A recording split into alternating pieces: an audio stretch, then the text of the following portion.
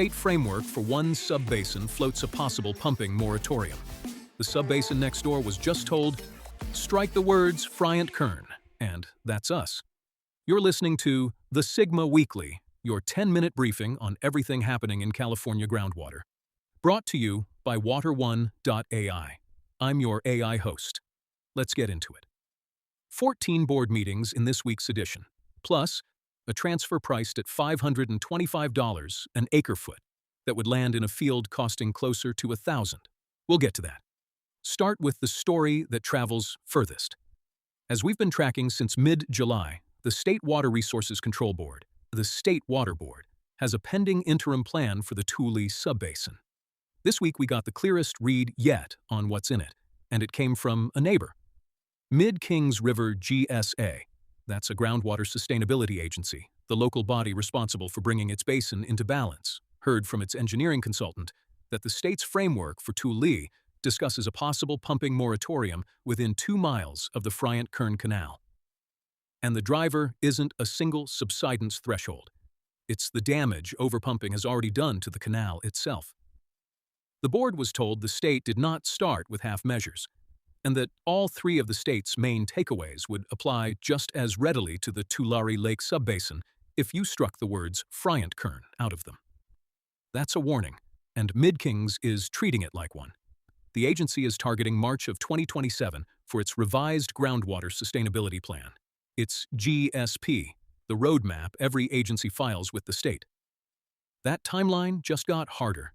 The State Water Board has asked for 6 weeks between review meetings, and the GSA is pushing back, asking to keep meeting monthly. Same meeting, the money side.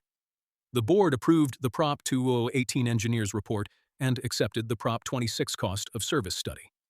Those are the documents that establish proposed maximums, not the charges themselves. A proposed maximum assessment of $26.84 per assessable acre, and a proposed maximum extraction fee of $19.24 per acre-foot pumped. 2 public hearings are set for September 29th, and Prop 218 ballots go to every affected property owner. Nothing is adopted until those hearings happen. Next up, Pleasant Valley just showed everyone what the far end of that same process looks like. Pleasant Valley GSA adopted a groundwater extraction fee of $50 an acre-foot, effective for the fiscal year that started July 1st. It cleared a majority protest hearing that drew 28 protests out of 333 possible votes, nowhere near the majority needed to stop it. The fee is charged only on groundwater actually extracted, though every parcel was noticed and eligible to protest. The board also adopted an updated penalty policy, and the shape of it matters. If you over-extract, you get a notice and a 12-month window to cure the overage before penalties of up to $500 an acre-foot can be assessed. A year to fix it before the penalty bites. That's a board trying to buy compliance, not revenue. Staff were candid about what comes after too. If future costs run past projections, including possible adjudication expenses, a similar notice and protest process could be needed to raise the fee again. Here's the thing about buying water. The sticker price and the delivered price are 2 different animals. San Benito County Water District authorized a Warren Act contract and a power letter of agreement with the Bureau of Reclamation, which lets non-project Yuba County water be stored and moved through federal facilities. Then staff walked the board through what that water actually costs by the time it reaches a field. Conveyance loss, facility fees, power reimbursement, delta carriage losses, which are the big one. Net it all out, and only about 60% of the water you purchased actually shows up. The transfer's price schedule tops out at $525 an acre-foot in the second year of critically dry conditions, and the delivered cost would land near $1,000 an acre-foot. And here's the useful part. The district isn't taking Yuba water this year. It's putting the contracts in place now, so the option exists in a future critical shortage. Do the paperwork in a normal year, so the option is real in a bad one. Now, this next one is genuinely hard. At Arroyo Seco GSA, the general manager reported that the Salinas Valley Basin GSA's advisory committee could not agree on a project recommendation for seawater-intrusion. The committee evaluated 3 concepts and eliminated the largest, a brackish groundwater replenishment option, What's left is mostly a smaller version of that same concept, set against alternatives that don't stop the intrusion at all, with costs discussed ranging from the hundreds of millions to near $1 billion. And then the finding that reframes the entire problem. Modeling presented to the committee shows that even cutting pumping in the pressure zone all the way to zero would not halt seawater intrusion. Not reduced, zero. So demand management by itself is not a solution here, which means that committee wasn't stuck because it couldn't do the work. It was stuck because every option in front of it is expensive, unproven, or insufficient, and reasonable people looked at that and couldn't agree. The Salinas Valley Basin GSA board has to pick a path in August. Staff said some form of interim demand management along the coast is increasingly likely, imposed either by the GSA board itself or by the Department of Water Resources, DWR. Closer to home, the Arroyo Seco Subbasin is sitting near its measurable objectives after recent wet years, with no demand management needed there right now. Last must know. If you're running a fee process this year, this is the one to write down. At Kern Non-Districted Land Authority, GSA, legal counsel reported that the 3rd District Court of Appeal recently set aside Tehama County's groundwater well registration charge. That charge was 29 cents an acre, imposed by the county's flood control district on every legal parcel, whether or not the parcel had a well, whether or not anyone pumped a drop. The court held it was an unconstitutional tax under Proposition 26, precisely because it fell on landowners regardless of whether they extracted any groundwater. Counsel told the board the opinion carries a long discussion of fees and what GSOs can do, and called it an important case to read. Notice the contrast with the two fees we just covered. Pleasant Valley's $50 and Mid-Kings proposed $19 and change. Both charged on water actually pumped. That's the opposite of what got struck down. The decision came out in late June, and the full citation is in the write-up at water1.ai. All right, trends in the valley. First trend, and we're 3 weeks into this one.